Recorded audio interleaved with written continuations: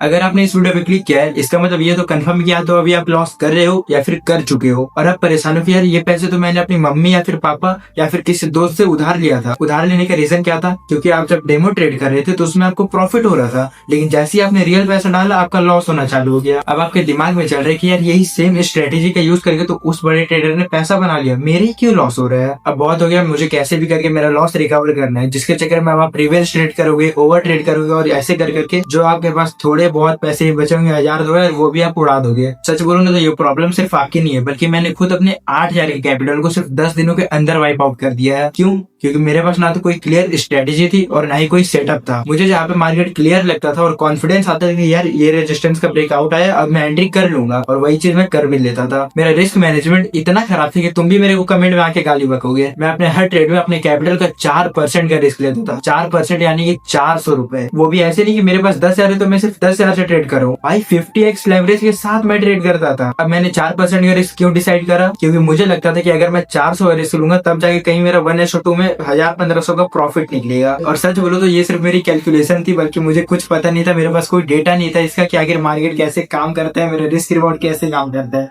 मुझे कुछ भी नहीं पता था। और अब मेरी सबसे बड़ी गलती आई इंस्टाग्राम और यूट्यूब में वीडियोस देख के। मैं क्या वीडियोस देख रहा था कि क्रिप्टो मार्केट 24 घंटे खुले रहता है, यानी कि जब मन करे तब ट्रेड कर सकते हैं। और इसी के चक्कर में जब भी मेरे पास टाइम रहता तो मैं चार्ट खोलता और फटाफट ट्रेड अपना देखने लगता कि कहाँ पे मुझे ट्रेड मिल रहा है। जिसके चक्कर में जब मेरा फर्स्ट ट्रेड में लॉस होता था तो मैं वो लॉस को रिकवर करने के चक्कर में दूसरा ट्रेड लेता, और वही दूसरे ट्रेड में भी जब मेरा स्टॉप लॉस सेट हो जाता तो मैं तीसरे ट्रेड में और ज्यादा रिस्क ले लेता, ये सोच के कि अगर प्रॉफिट होगा तो एक ही बार में मुझे बड़ा प्रॉफिट हो सकता है, जिससे मेरा जो पहले वाला लॉस था वो भी रिकवर हो जाए। और ऐसे करते करते मैंने सिर्फ एक दिन में 10-12 ट्रेड लेना चालू कर दिया था। भाई साहब वो क्या टाइम था मेरा। और अब बात करते हैं मेरी लाइफ की सबसे बड़ी गलती, बिना बैक टेस्टिंग के ट्रेड करना। मैंने जल्दी पैसा बनाने के चक्कर में अपनी स्ट्रेटजी का कोई बैक टेस्ट वगैरह नहीं करा, और इसी चक्कर में मैंने वो हर गलती करी जो एक नया ट्रेडर करता है। कभी रिवर्स ट्रेड करके, कभी ओवर ट्रेड करके, कभी जब प्रॉफिट हो जाता तो वो प्रॉफिट को और बड़ा करने के चक्कर में दूसरा ट्रेड ले लेता, जिसके चक्कर में मेरा जो प्रॉफिट हुआ रहता था वो भी लॉस हो जाता था। देखो एक नए ट्रेडर का प्रॉब्लम क्या है ना, वो गलती अपनी कभी मानते ही नहीं, वो एक्सेप्ट ही नहीं करेगा कि यहाँ पे जो मेरा लॉस हुआ है वो मेरी गलती की वजह से हुआ है। हमें लगता है कि जब उस ट्रेडर ने इस ब्रेकआउट में एंट्री करी तो उसका प्रॉफिट हुआ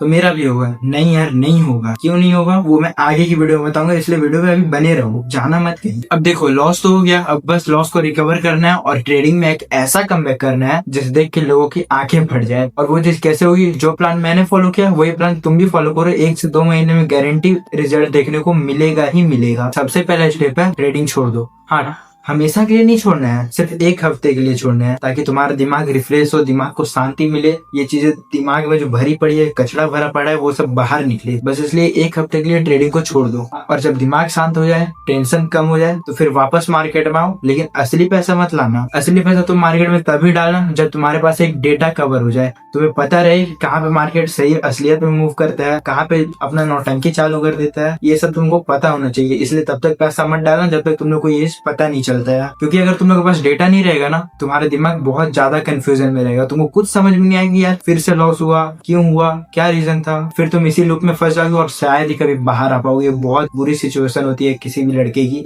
इसके बाद मैं अगले 50 ट्रेड करूंगा, एक दिन में नहीं, हर दिन सिर्फ 1 ट्रेड, यानी कि 50 दिन में 50 ट्रेड। वो सारे ट्रेड का स्क्रीनशॉट निकालना है, दुकान में जाना है, प्रिंट आउट करवाना है। साथ ही में मैं सिर्फ एक ही स्ट्रेटेजी पे काम करूंगा, चाहे वो कोई भी स्ट्रेटेजी हो, ट्रैप ट्रेडिंग हो, ईएमए पे ट्रेड करना हो, इंडिकेटर पे ट्रेड करना हो, जो भी तुम्हें पसंद है वो सिर्फ एक सेटअप को पकड़ो और वही सेटअप से 50 ट्रेड करो। उसके अलावा और कुछ मत करना मार्केट में। क्योंकि अगर तुम डेली नई नई चीज मार्केट में डालोगे, तुम्हारा लॉस घटने का छोड़ो, जो हो रहा था उसका डबल होने लगेगा। अब प्रिंट आउट का बात सुन के बहुत से लोग बोलेंगे ना कि यार डेली प्रिंट आउट में पैसे क्यों लगाना, इससे अच्छा तो मैं जर्नल लिख लूंगा, मैं एक कॉपी में लिख लूंगा कि मेरे ट्रेड का रीजन क्या था और मेरा लॉस क्यों हुआ, मेरा टारगेट क्यों मीट हुआ। ये सब तो नॉर्मल चीजें कॉपी में भी लिख सकते हैं। तो उसका रीजन सिर्फ यही है कि जब आप कॉपी में लिखते हो ना कि मेरा लॉस क्यों हुआ, या फिर जो भी आपने अपने जर्नल में लिखा हो, वो चीज आपको एक दिन याद रहेगी, 2 दिन याद रहेगी। लेकिन अगर आज से 1 महीने बाद आप दोबारा से चार्ट खोलोगे, लैपटॉप में देखोगे कि कहाँ पे मेरा लॉस हुआ था उस दिन, तो वो चीज आपको नहीं मिलेगी। क्यों नहीं मिलेगी? क्योंकि भाई आपने सिर्फ लिखा है, आपको याद नहीं वो चार्ट कैसा दिखता था, जिसके चक्कर में आप पूरी तरह कंफ्यूज हो जाएंगे और आपका दिमाग पागल जैसा लगने लगेगा। आपको समझ नहीं है कि यार मिल क्यों नहीं रहा है। लेकिन वही जब आपके पास एक फोटो रहेगा, एक स्क्रीनशॉट रहेगा, एक पेपर में आपको दिखेगा